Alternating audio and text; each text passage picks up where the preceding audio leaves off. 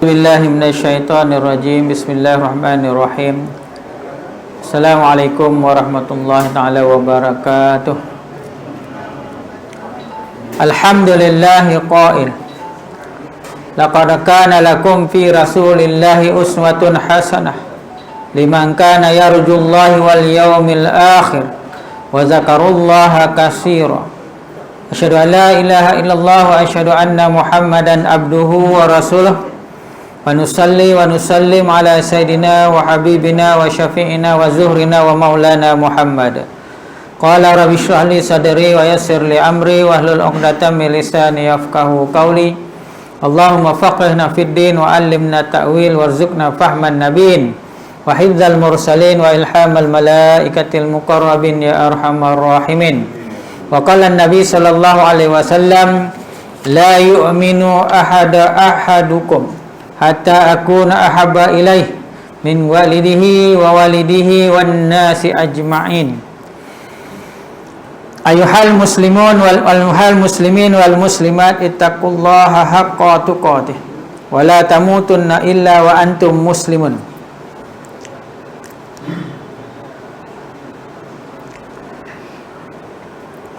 Yang diraihkan pengurusi surau Al-Falah, tuan-tuan haji, ibu-ibu hajah, pimpinan masyarakat setempat, para ustaz-ustaz, ustazah-ustazah, tuan-tuan imam, tuan-tuan bilal, siap, seterusnya abang-abang, kakak-kakak, adik-adik yang dirahmati Allah Subhanahu wa taala.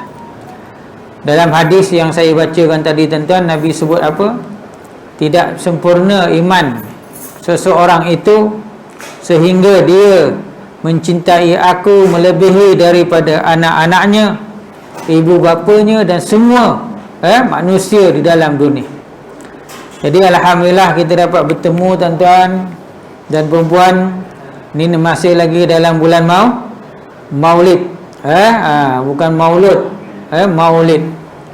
Jadi mudah-mudahan Allah Ta'ala rahmati kita dan sama-samalah kita mencintai Rasulullah sallallahu alaihi wasallam melebihi daripada segala-galanya.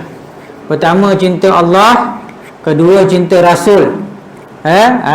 Yang ketiga, keempat barulah jatuh kepada manusia, iaitu mak ayah kita. Jadi saya rasa masih lagi dalam suasana Maulid. Marilah kita sama-sama yang sihatlah, sama-sama bangun, kita berselawat untuk memulakan kuliah malam ni. Kita berselawat sebagai tanda kita cinta kepada Rasulullah. Orang cintakan seseorang tu, kalau kita cinta, kita selalu sebut nama dia, betul tak? Kalau kita ada buah hati yang kita cinta, kita bangun, kita selalu sebut nama dia. Orang yang cintakan Rasulullah, dia selalu menyebut ataupun berselawat ke atas Nabi. Paling tidak pun Allahumma salli ala Muhammad. Jadi sebab dalam Quran Allah Ta'ala sebut apa? Tuan-tuan selalu dengar dah. Ya ayyuhallazina amanu innallaha wa malaikatahu yusalluna 'alan nabi. Ya ayyuhallazina amanu sallu alaihi wa sallimu taslima. Itu dalam kutubah. Ini bukan kutubah Jumaat ni, ada yang tidur lah. Jadi mari kita sama-sama bangun. Pada yang sihat bangunlah. Kita sama-sama berselawat, tanda kita membesar dan menyanjungi, menghormati hari kelahiran Nabi ataupun Maulidur Rasul. A'udzubillahi minasyaitonirrajim. Bismillahirrahmanirrahim. Sallallahu ala Muhammad sallallahu alaihi wasallam. Sallallahu ala Muhammad sallallahu alaihi wasallam. Ya Nabi salamun alaika, ya Rasul salamun alaika, ya Habib salamun alaika, salawatullah alaika sallallahu ala Muhammad sallallahu alaihi wasallam sallallahu ala Muhammad sallallahu alaihi wasallam asyraqal badru alaina fahtafan minhul buduru mithla husmika ma ra'ayna fatuya wajhawa sururi sallallahu ala Muhammad sallallahu alaihi wasallam sallallahu ala Muhammad sallallahu alaihi wasallam anta syamsun anta badrun anta nuru fawqa nuri anta isru wa wali anta misbahu suduri sallallahu ala Muhammad sallallahu alaihi wasallam sallallahu ala Muhammad sallallahu alaihi wasallam ya Nabi ya Muhammad ya arusal khaqiqaini ya muayyad ya mumajjar ya imam al-qiblataini sallallahu ala Muhammad sallallahu alaihi wasallam sallallahu ala Muhammad sallallahu alaihi wasallam ya Allah ya Muhammad ya Abu Bakar As-Siddiq ya Umar Utsman ya Ali Fatimah binti Rasuli sallallahu ala Muhammad sallallahu alaihi wasallam sallallahu ala Muhammad sallallahu alaihi wasallam. Baik, terima kasih tuan-tuan. Sama-sama lah kita duduk. Alhamdulillah. Dapat kita berselawat malam ni. Perbanyakkanlah berselawat tuan-tuan. Selepas mayang tu kalau boleh, setiap kali lepas mayang tu berselawatlah. Setidak-tidaknya 3 kali. Kalau kita berselawat kena atas Nabi SAW, Allah Ta'ala akan berselawat kepada kita.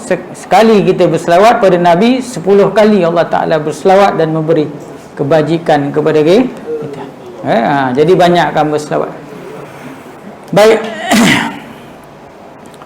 Mudah-mudahan Allah Ta'ala mudahkan segala urusan kita. Orang tanya Nabi, ya Rasulullah, dekat akhirat besok, dekat padang mahsyar besok, orang ramai berjuta. Daripada umat Nabi Adam sampai umat yang jumpa kiamat. Macam mana kau nak kenal umat Muhammad? Macam mana kau nak kenal umat kau, ya Rasulullah? Nabi sebut, aku boleh mengenali umat aku di antaranya. Muka mereka ada tanda cahaya kerana rajin berselawat. Jadi berselawat banyak-banyak. Baik. Itu sekadar mukadimah je tuan-tuan. Malam ni saya baca kitab. Kita selang-seli dengan cerita berkenaan dengan siapa dia Rasulullah dan macam mana hal keadaan susuk tubuh Rasulullah. Macam mana keadaan hal susuk tubuh Rasulullah. Cerita ni banyak diambil di dalam kitab kitab Asy-Syama'il Muhammadiyah Imam Tirmizi. Jadi apa-apa yang disebut di sini merupakan rujukan daripada kitab tu. InsyaAllah. Baik. Qala mu'allifu rahimahumullah maktub fi hadzal kitab. Pada yang ada kitab. Tadi kita ada. Semua dah jual lah. Pada yang ada kita buka muka surat 76. Baris yang perenggan yang kedua daripada atas. Apakah ada nikmat dan azab dalam kubur? Penulis ni tanya, adakah nikmat dan azab dalam kubur? Nikmat dan azab dan dalam kubur itu adalah satu perkara yang wajib dan satu perkara yang pasti yang akan berlaku. Itu sebab kalau kita pergi talqin disebut, wahai Fulan bin Fulan, hari ini telah kamu dikembalikan kepada Allah dengan jalan mati. Inilah permulaan perjalanan kamu menuju ke alam akhirat. Sebentar lagi akan datang kedua malaikat, yakni Munkar dan Nakir, bagi membuat pertanyaan kepada kamu. Janganlah kamu berasa takut, sesungguhnya kedua malaikat itu makhluk Allah seperti mujur. Maknanya soal jawab nikmat dan azab kubur tu memang ada. Sebagai orang Islam Muslim, kita wajib percaya bahawa soal jawab kubur dan nikmat dan azab di dalam kubur itu adalah satu perkara yang wajib. Apakah kelak akan dibangkitkan, digiring untuk dihisab dan diberi balasan pada hari persaksian ataukah tidak? Apakah ada syurga yang dijanjikan kepada orang-orang yang beriman dan neraka yang disediakan bagi orang-orang kafir? Penulis ni tanya tentang azab dan hisab. Apa dia hisab? Perhitungan di hadapan Allah, dan tentang syurga dan neraka. Sebab tuan-tuan, kalau orang mengaji tauhid disebut apa? Kita beriman dengan syurga dan neraka ini kalau boleh dengan berdalil. Apa dia dalil? Dalil naqli dan dalil akli. Orang ngaji tauhid tahu ni. Dalil naqli itu ialah Al-Quran dan hadis. Dalil akli itu berdasarkan kepada akal. Akal. Jadi dalil naqli dia apa? Ya. Innama yu'minu bi ayatina allazina idza zukiru. Apa disebut? Afaman kana mu'minan kaman kana fasiqan la yastawun. Ammal ladzina amanu wa amilus solihat falahum jannah. Pada orang yang beriman dan beramal soleh, Allah Ta'ala sediakan untuk mereka ialah syurga. Wa ammal ladzina fasaku fama'wahumun nar. Dan pada orang yang fasik, orang yang kafir, orang yang ingkar, Allah Ta'ala sediakan untuk mereka ialah neraka. Neraka. Jadi benda tu kedua-duanya adalah satu perkara yang pasti dan wajib akan berlaku. Ahlul iman meyakini bahawa kehidupan ini akan berakhir. Orang beriman wajib percaya, yakin bahawa kehidupan akan berakhir dengan kematian. Itu satu perkara yang pasti. Inna lillahi wa inna ilaihi raji'un. Idza asabathum musibah qalu inna lillahi wa inna ilaihi raji'un. Jika kamu ditimpa musibah, sebutlah inna lillah, sesungguhnya daripada Allah, wa inna ilaih, dan kepada Allah juga, raji', akan dikembalikan, iaitu mati. Bila mati ni? Baru ni tuan-tuan saya baru ni betul-betul minggu tu saya tengok mula-mula pergi sepupu meninggal. Sepupu muda lagi, atas sikit saya 2 tahun dah, dekat Pelda Serting Hile. Orang Negeri Sembilan tahulah. Jauh tu sampai 9 negeri saya pergi man. Dekat Negeri Sembilan. Selang 3-4 hari tu sepupu pula di Melaka lah meninggal. Jadi sekarang dia dah main sepupu je. Apa tanda ni tu tuan-tuan? Kita dulu masa kita muda, mula-mula Allah Ta'ala ambil nenek kita, datuk kita. Kalau orang Negeri Sembilan dia panggil datuk, wan. Kemudian Allah Ta'ala ambil siapa lagi? Allah Ta'ala ambil bapak-bapak saudara kita, Pak Long, Pak Ngah. Ambil bapak kita, ambil mak kita. Dah habis selesai tu semua dia ambil, dia turun ke bawah lagi. Dia ambil apa? Ambil sepupu-sepupu kita yang tua. Dia ambil adik-beradik kita yang tua. Itu maknanya apa tu? Maknanya kematian semakin hampir. Kalau ada adik-beradik kita dah mula meninggal seorang-seorang, Allahu Akbar, itu makin hampir tu tuan-tuan. Hari yang dijanjikan oleh Allah, yang disebut tidak bergunanya harta dan anak bina. Bila? Mungkin dah hampir. Itu sebab saya bila pergi orang meninggal ni tuan-tuan, pergi iringi sampai ke kubur. Kenapa Nabi sebut jika kamu menziarahi orang meninggal kemudian kamu mengiringinya sampai ke kubur, akan disediakan pahala sebesar gunung Uhud. Orang pernah pergi umrah, pergi haji, tahulah besar mana gunung Uhud. Kenapa? Sebab kematian itu bila kita pergi kubur, kita dapat iktibar. Jangan pergi kubur duduk je jauh seokok, dia tak guna. Ada orang pergi kubur duduk jauh seokok, borak. Orang pun balik, dia pun balik. Kan bini dia tanya, okey bang? Okey, dia yang okey. Sepatutnya bila balik kubur tu ada perasaan ngeri, ada perasaan takut, kerana kita melihat tempat yang bakal kita akan pergi. Bakal kita akan tidur dalam lubang yang ditunjukkan. Bila wallahu a'lam.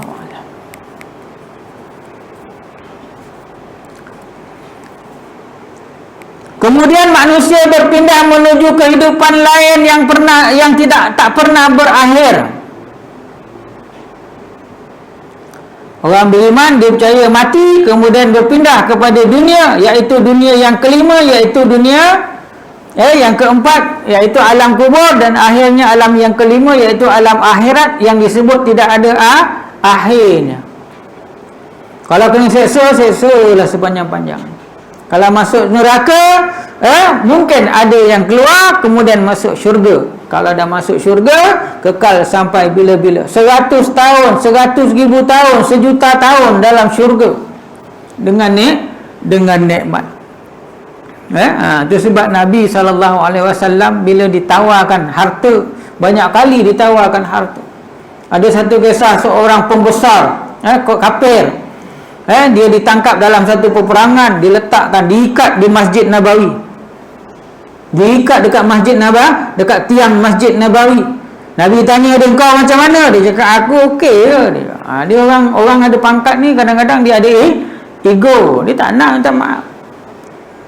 Aku okey je Muhammad, dia cakap. Kalau kau nak bunuh aku, bunuhlah. Itu menandakan kau ni suka kepada darah dan kematian dan pembunuhan, dia cakap. Kalau kau maafkan aku akan ingat jasa kau. Tapi kalau kau nak bebaskan aku dengan harta, kau sebut saja berapa kau nak, aku boleh bagi. Dia offer Nabi. Kau nak harta berapa banyak? Itu kalau itulah.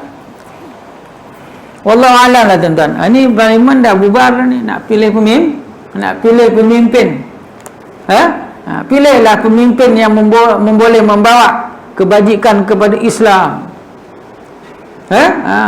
Tuan-tuan tengok Saidina Umar Al-Khattab radhiyallahu anhu, Amirul Mukminin yang kedua.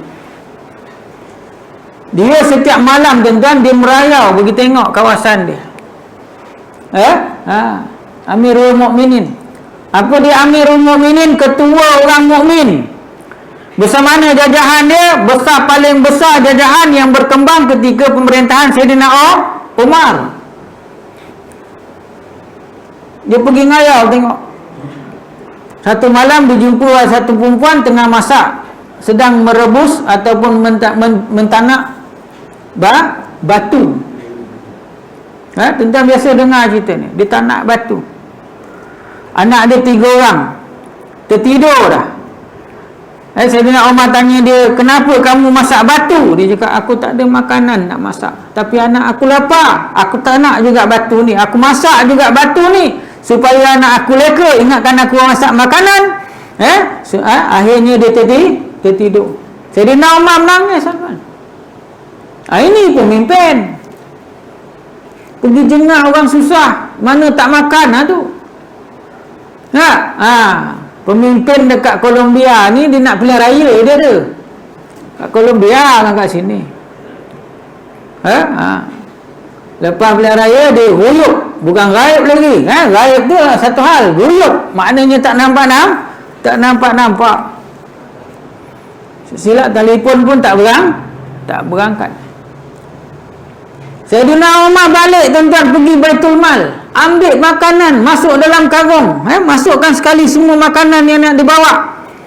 Kemudian orang yang jaga Baitul Mal tu cakap, ya Amirul Mukminin, tak payahlah kau angkat makanan ni, biar aku yang angkat. Sayyidina Umar tanya dia, besok dekat akhirat kau nak tanggung dosa aku ni terhadap manusia yang tak makan ni? Takut orang tu. Biarlah aku yang pikul, aku yang tanggung, sebab aku Amirul Mukminin. Dia pikul makanan tu bawa, pergi masakkan orang tu, dah masak, disuapkan anak-anak, dah bagi kenyang. Perempuan tu cakap, di manalah Amirul Mukminin? Sepatutnya kamu inilah yang menjadi Amirul Mukminin. Diberitakan Saidina Umar ketika masak tu tuan-tuan, kayu-kayu api yang terbakar tu, dia berterbangan, dia punya abuk tu melekat dekat janggut Saidina Umar. Ni pemimpin, pemimpin zaman sahabat. Zaman kita wallahu alam lah. Ada ke orang macam ni lagi? Ada ke? Ada pupus dah Ustaz? Mungkin ada lah, wallahu alam. Mungkin tak nampak lagi. Tuan bayangkan, satu malam lagi dia bergerak, dia mengayar, dia jumpa orang nak bersalin. Isteri satu orang perempuan dengan suami nak bersalin dah. Wahal dia Amirul Mukminin tuan-tuan, dia boleh panggil orang sini sana. Tak. Apa dia buat? Dia balik, dia kejutkan bini dia. Bawa bini dia, tolong dia masakkan air, dia tolong orang tu bersalin sampai selesai. Ini Amirul Mukminin. Tak lama lagi kita ni pun nak memilih, pilihlah tuan-tuan yang terbaik. Ini belum cerita Nabi lagi. Kalau cerita hal Nabi kan lagi pula. Nabi lagi hebat. Itu baru sahabat dia. Sebab orang cakap Nabi Muhammad tu batang tubuh dia tu sendiri dah karamah, dah batang tubuh dia tu sendiri dah mukjizat dah. Jadi orang yang berkawan dengan dia semuanya dapat kebajikan. Tuan-tuan tengok Bilal bin Rabah.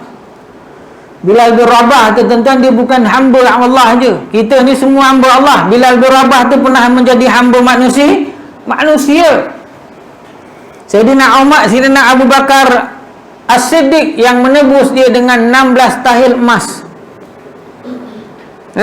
Hamba kepada manusia, hamba kepada Allah. Tapi bila dia berkawan dengan Rasulullah sallallahu alaihi wasallam, belum mati lagi dia, terumpak dia dah ada dalam syurga. Ni betapa hebatnya Rasulullah sallallahu alaihi wasallam. Saya sebut sikit tentang susuk tubuh Rasulullah. Setidak-tidaknya kita kenal apa yang dikata Rasulullah sallallahu alaihi wasallam.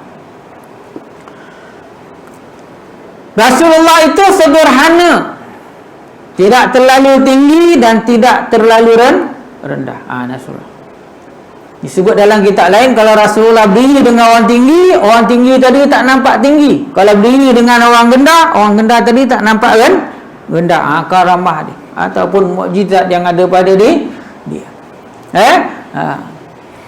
Kulit Rasulullah ialah putih kemerah-merahan. Boleh. Putih kemerah-merahan. Sebab apa? Sebab Rasulullah tak pernah berjemur.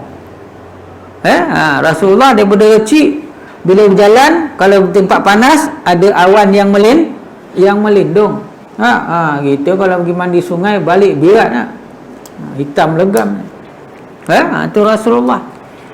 Allah Ta'ala pelihara dia.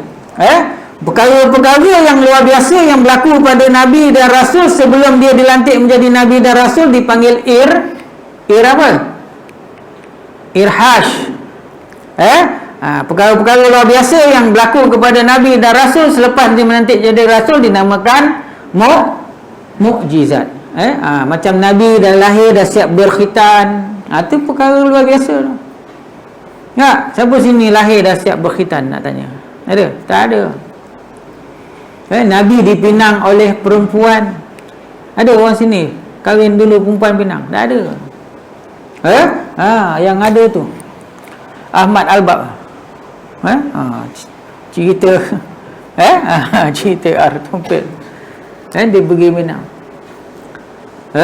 Tu berebut-rebut perempuan nak kahwin dengan Nabi. Bukan atas dasar nafsu. Itu sebab dia sebut orang suka duduk dengan Nabi. Duduk dengan Nabi tu orang suka. Kita tengok Ibnu Mas'ud, Abdullah bin Mas'ud, siapa lagi? Ramai lagi. Bilal bin Rabah, Abu Hurairah. Orang ni yang mana banyak meriwayatkan hadis ni, orang yang paling dekat, yang selalu duduk dengan Rasulullah. Disebut dalam sirah, dia orang lagi suka duduk dengan Rasulullah daripada duduk kat rumah. Kenapa? Duduk dengan Rasulullah ni hati tenang. Tengok muka Rasulullah, teringat Allah.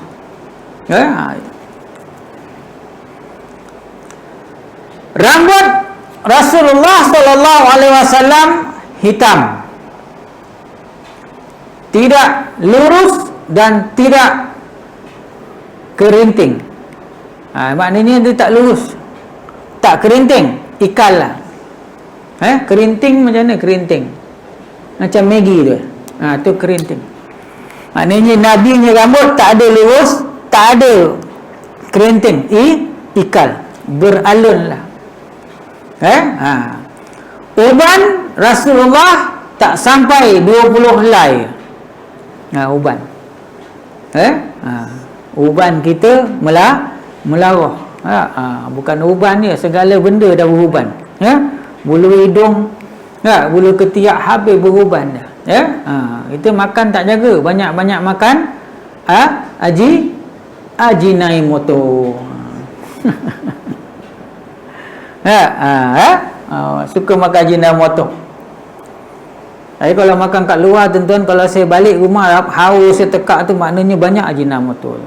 Tuan-tuan bayang kalau makan kat luar tu, balik tekak haus itu, maknanya banyak digunakan Ajinomoto tu. Kita dengan Ajinomoto, dengan Maggi, suka makan kat rumah ustaz, tapi orang rumah cakap, alah, kita dah tinggal 2 orang ni, makan kedai lah, tak? Gitu senang beli lauk, tak? Senang tak?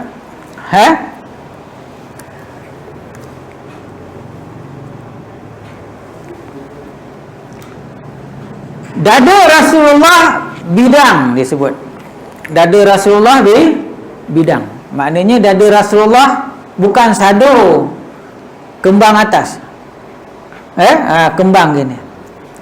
Maknanya dada dia buka. Itu sebab waktu sebelum peristiwa Fathul Mekah, bila Nabi pergi melakukan umrah dan haji di Mekah, Nabi menurunkan kain ihram sebelah kanan dan lalu sambil mengembangkan dada. Maknanya dada Nabi sasa. Sasa, bukan sado. Sasa. Dari dada ke pusat ada garis halus bulu. Dari dada ni sampai ke pusat Nabi ada garis halus. Terbentuknya garis halus, iaitu bulu-bulu halus. Ni dada Nabi. Dan di antara dua belikatnya ada tanda kenabian. Kenabian iaitu khatamun nubuwah.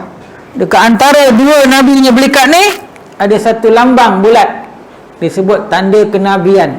Ada waktu dan ketikanya disebut tanda ni akan menjadi merah.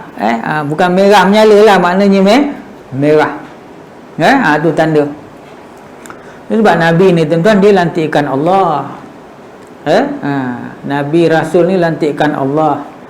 Mulia dia di dunia, mulia dia di kubur, mulianya di mahsyar, mulianya di mizan, mulianya di titian sirat, dan mulianya di syurga.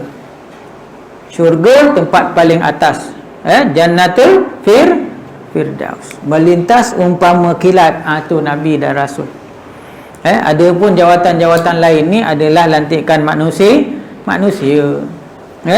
Datuk Tan Sri, Datuk Seri, Tiang Seri, tu semua.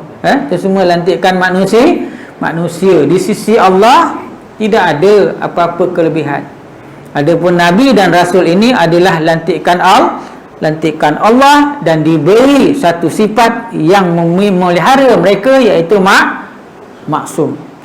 Selalu saya sebut benda. Kan saya sambung lagi sikit tuan-tuan. Isyak berapa? Boleh berhenti lewat sikit? Boleh.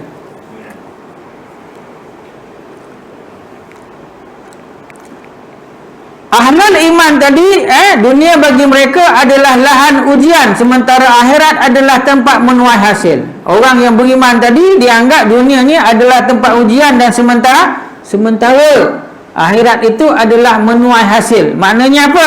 Di sini bersusah-susah, di akhirat besok bersenang-senang. Bersenang-senang. Mereka meyakini dalam kubur ada azab dan seksa, kemudian Allah akan membangkitkan manusia dari kuburnya pada hari kiamat. Begitu juga kita.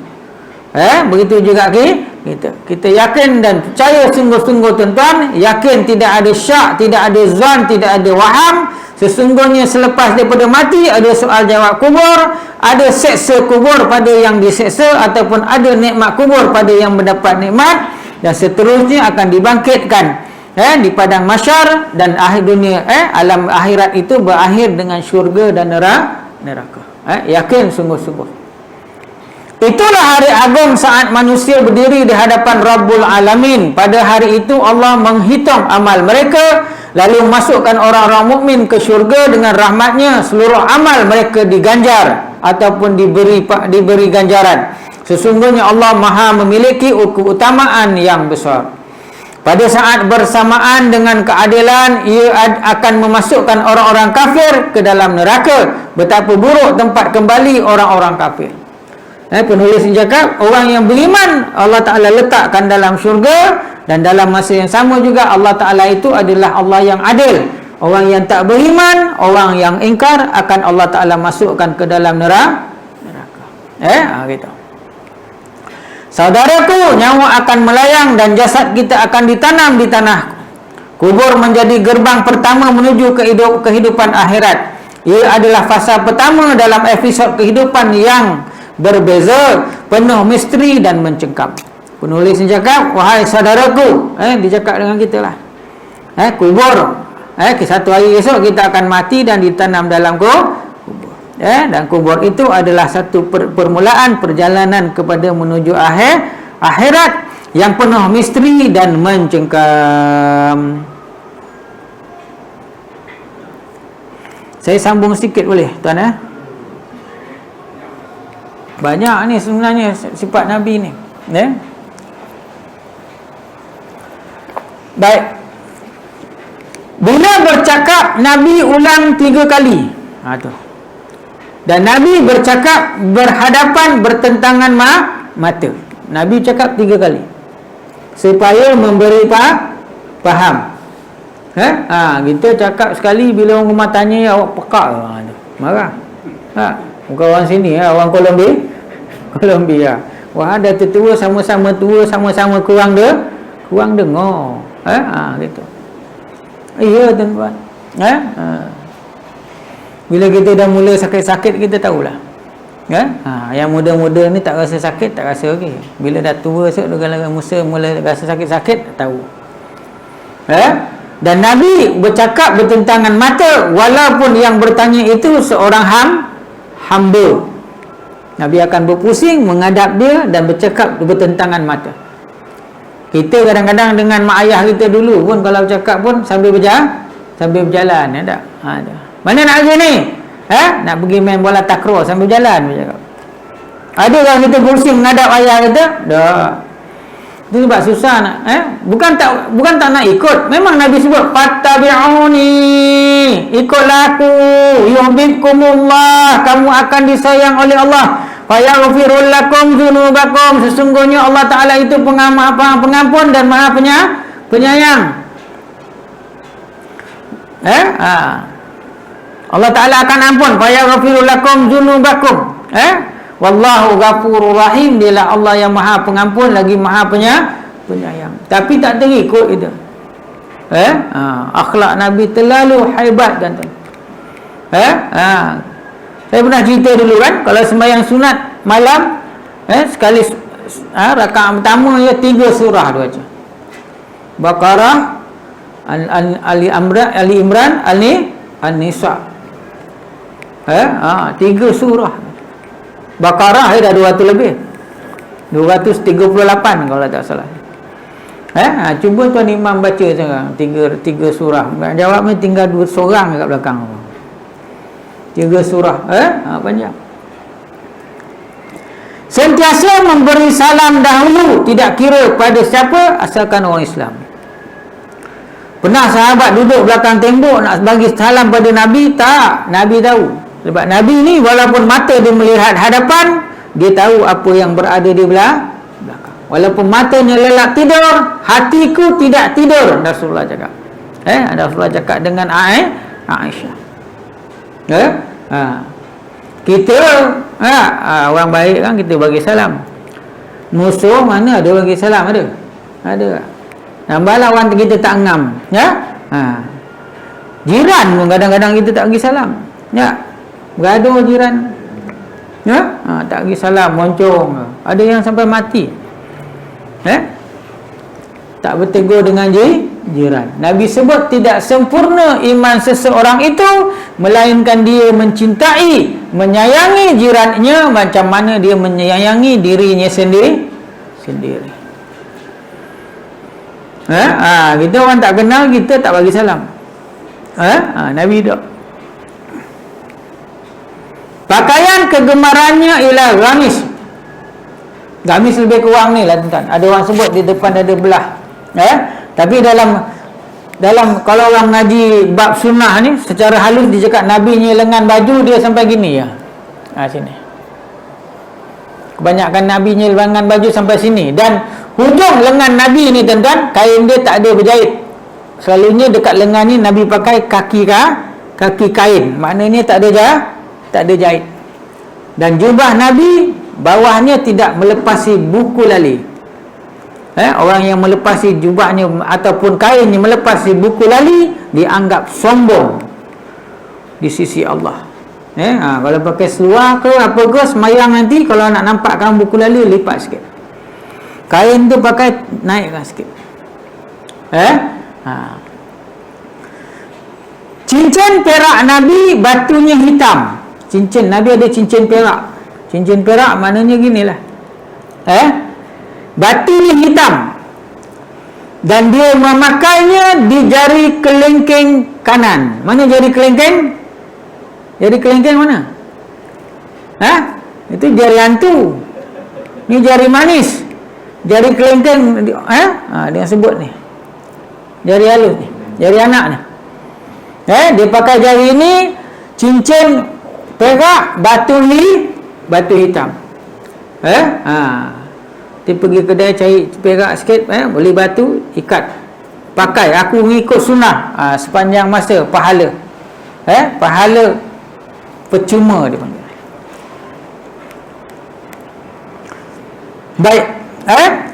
Nabi makan menggunakan 3 jari. 3 jari. Ini makan roti tuan-tuan. Jangan makan nasi 3 jari, bila nak habis.